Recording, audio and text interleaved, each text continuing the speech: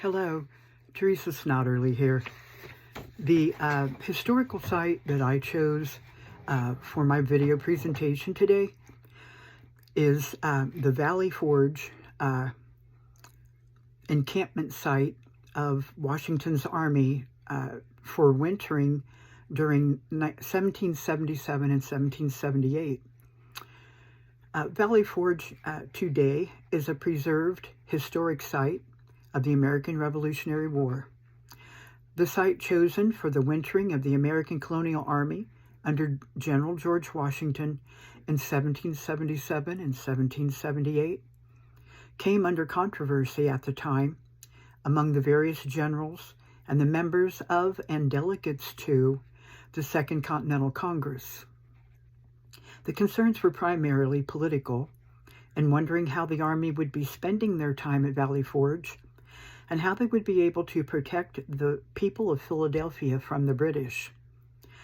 Ultimately, the decision was made by George Washington himself, who was the commander of the Continental Army. Wayne Bodle writes of an image picturing a bedraggled and exhausted military force, greatly dispirited by loss of battles and shortages of supplies and food, managing to survive the harsh winter somehow, then only to be whipped into shape in the spring by Prussian drill master Friedrich von Steuben. In a nutshell, that is more or less how that winter at Valley Forge went, except that when the Army arrived at Valley Forge, they didn't just lay down in their exhaustion. They were faced with the necessity of building huts for their shelter and foraging for scant amounts of food and firewood for fuel. Frank Grizzard writes about the failure of the Continental Congress to equip and feed the Army from the beginning. The greatest help for the survival of the Army came toward the end of that winter through the efforts of Major General Nathanael Greene to reform the supply and transportation system.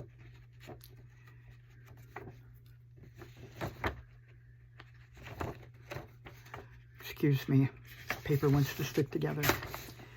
The greatly revived soldiers were then trained and drilled by von Steuben in the spring and turned into a more effective, disciplined fighting force. Valley Forge today is a National Historic Site, preserved as such by the National Park Service.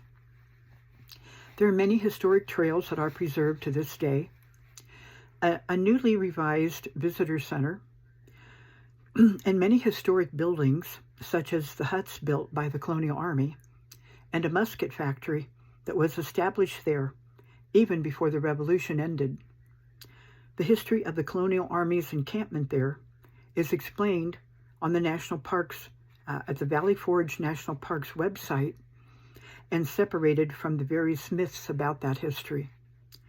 The significance of the establishment of Valley Forge as a memorial provides a place where generations of Americans have had the opportunity to discover and admire the Continental Army's sacrifices and achievements, and to participate in commemoration of that history.